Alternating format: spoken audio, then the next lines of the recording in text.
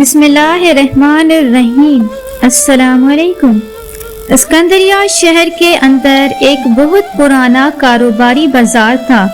اس بازار کا نام المہیر بازار تھا۔ اس بازار کے اندر ایک سونار کی دکان تھی اور وہ سونار بہت سخی اور رحم دل انسان تھا، اس لیے اس کی دکان باقی تاجروں سے بہت اچھی تھی۔ ایک دن وہ سونار اپنی دکان میں بیٹھا ہوا تھا کہ اس کی دکان میں ایک چور داخل ہوا۔ سونار زیورات بنانے میں مصروف تھا اور عمر اس کی زیادہ تھی، اس کی نظر بھی کمزور تھی۔ وہ اپنے کام کو بڑی توجہ سے کر رہا تھا کہ اتنے میں ایک چور داخل ہوا۔ اس نے زیور چوری کرنا شروع کر دیے۔ زیور چوری کرتے کرتے اتنے میں اس سونار کی نظر اس چور پر پڑ گئی تو سونار اس چور کو پکڑنے کی خاطر اٹھا ہی تھا۔ اتنے میں ایک عورت دکان کے اندر داخل ہوئی اور آ کر اس چور کے قدموں میں گر گئی اور اس کے پیروں کو چومنے لگی۔ یہ دیکھ کر سونار بڑا حیران ہوا اور پوچھا، اے خاتون، یہ چور ہے اور یہ تم کیا کر رہی ہو؟ تم اس کے پیر کیوں چوم رہی ہو؟ تو اس خاتون نے کہا، سونار صاحب، آپ یہ کیا کہہ رہے ہیں؟ یہ ہمارے علاقے کے بہت ہی بڑے فقیر انسان ہیں۔ یہ جس کے سر پر ہاتھ رکھ دیں اس کا بیڑا پار ہو جاتا ہے۔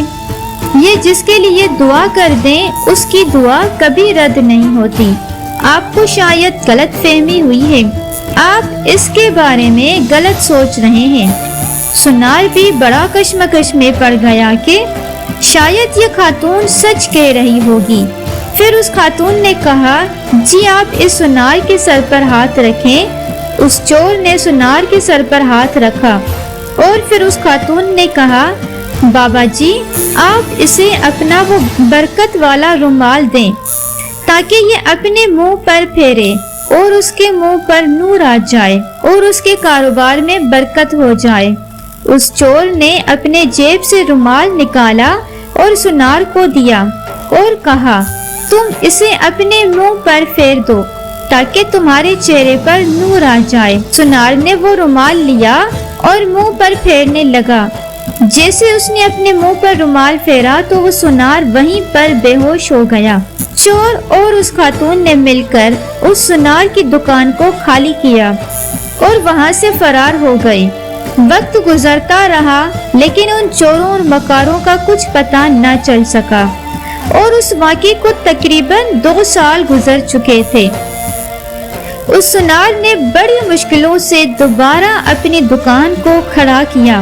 اسی طرح پھر وہ سونار اپنی دکان میں بیٹھا ہوا تھا کہ پھر 3 آدمی جو کہ سلطان صلاح الدین ایوبی رحمۃ اللہ علیہ کے سپاہیوں کے لباس میں تھے اور اسی چور اور خاتون کو پکڑا ہوا تھا اور سونار کے پاس لے کر آئے اور کہا، یہی وہ چور ہے جو 2 سال پہلے تمہاری چوری کر کے گیا تھا۔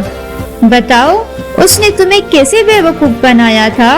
سونار نے شروع سے لے کر بتایا کہ کس طرح چور اس کی دکان میں داخل ہوا اور جب میں اس کو پکڑنے لگا تو خاتون اس کے پیر چومنے لگی اور کہا یہ بہت بڑا فقیر ہے، اور پھر اس نے اپنی جیب سے ایک رومال نکال دیا اور اس نے کہا کہ اسے اپنے منہ پر پھیرو جس سے تمہارے کاروبار میں برکت آئے گی اور تیرے چہرے پر نور ہوگا۔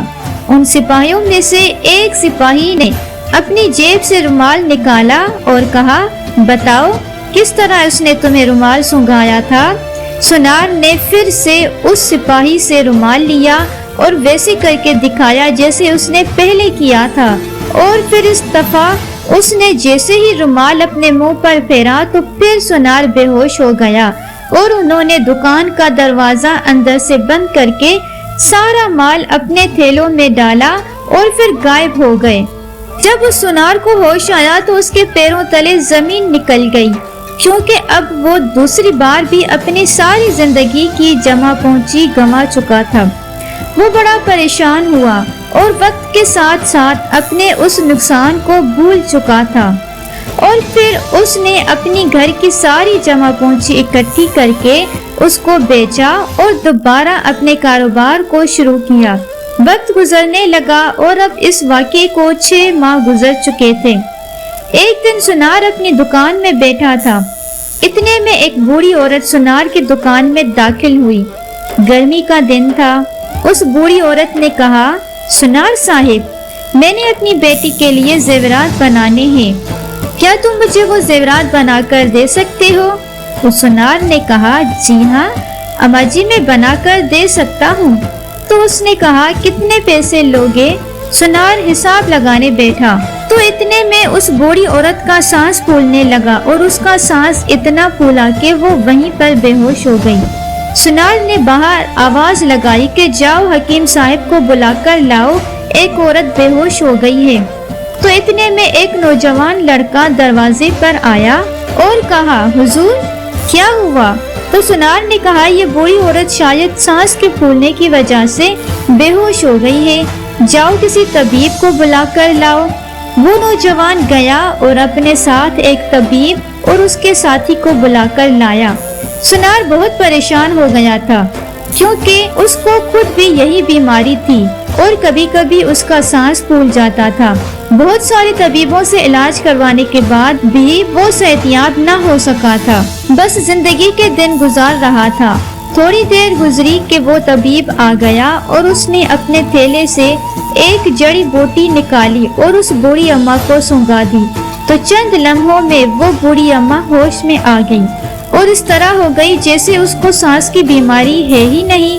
یہ دیکھ کر سنار حیران ہوا اور کہا، طبیب صاحب، آپ وہ جڑی بوٹی مجھے بھی دے دیں کیونکہ میں بھی اس بیماری سے بہت پریشان ہوں۔ اس طبیب نے اپنے تھیلے سے جڑی بوٹیاں نکالی اور اس سنار کو دی۔ اس سنار نے جیسے ہی وہ جڑی بوٹی سونگی پھر سے بے ہوش ہو گیا۔ اس بوڑھی عورت نے، جس نے بوڑھی عورت کا حلیہ بنایا ہوا تھا، وہ حکیم جو اصل میں چور تھا، ان سب نے پھر سے اندر سے دکان کا دروازہ بند کیا اور سارا سونا اپنے اپنے تھیلوں میں بھرا اور وہاں سے رفو چکر ہو گئے۔ اب جب تیسری مرتبہ سنار لٹ گیا اور اس کی آنکھ کھلی تو اب ہلنے کے قابل نہیں تھا کیونکہ وہ اپنی ساری زندگی کی جمع پونجی اور اپنے گھر کو بیچ کر سب کچھ لٹا چکا تھا۔ وہ بہت پریشان ہو گیا اور رو رہا تھا۔ تھوڑی دیر سوچنے کے بعد اس کے دماغ میں ایک ترکیب آئی اور وہ سلطان صلاح الدین ایوبی رحمۃ اللہ علیہ کے دربار کی طرف چل پڑا۔ وہ سلطان صلاح الدین ایوبی رحمۃ اللہ علیہ کے سامنے حاضر ہوا اور شروع سے لے کر مکمل داستان سنائی اور سلطان کو بتایا کہ کس طرح ان شاطر چوروں نے سنار کو 3 مرتبہ بڑی ہی چالاکی سے لوٹ لیا۔ یہ سن کر سلطان صلاح الدین ایوبی رحمۃ اللہ علیہ بڑے حیران ہو گئے کہ آخر چور اتنے کیسے شاطر ہو سکتے ہیں کہ ایک ہی سنار کو بڑی ہی پھرتیلی سے 3 مرتبہ لوٹ چکے ہیں۔ سلطان کو حیرت بھی ہو رہی تھی اور ان چوروں پر غصہ بھی آ رہا تھا کیونکہ انہوں نے اس پورے بازار میں صرف ایک سنار کو ہی لوٹنے کا ٹھیکہ لے رکھا تھا۔ سلطان صلاح الدین ایوبی رحمۃ اللہ علیہ پریشانی کی حالت میں بیٹھے تھے۔ پھر اتنے میں سلطان کے دماغ میں ایک ترکیب آئی اور سلطان نے اپنے خزانچی کو حکم دیا کہ اس تاجر کو اپنی رقم دو کہ پھر سے یہ اپنی دکان کو سامان سے بھر دے۔ یہ سن کر اس تاجر نے کہا، حضور یہ میرے مسئلے کا حل نہیں، اگر میں نے پھر سے کاروبار شروع کیا تو پھر وہ چور میرے پاس آئیں گے اور بڑی ہی چالاکی سے مجھے لوٹ کر چلے جائیں گے۔ یہ سن کر سلطان نے کہا، میں بھی تو یہی چاہتا ہوں۔ یہ سن کر سنار بڑا حیران و پریشان ہو گیا۔ سلطان صلاح الدین ایوبی رحمۃ اللہ علیہ نے کہا، اے بابا، تمہیں پریشان ہونے کی ضرورت نہیں کیونکہ اس بار چوروں کا سامنا آپ سے نہیں بلکہ اس سرزمین کے سلطان سے ہوگا۔ یہ سن کر اس نے کہا، حضور مجھے آپ کی باتوں کی سمجھ نہیں آ رہی، آپ مجھے کھلے الفاظ میں کہیں۔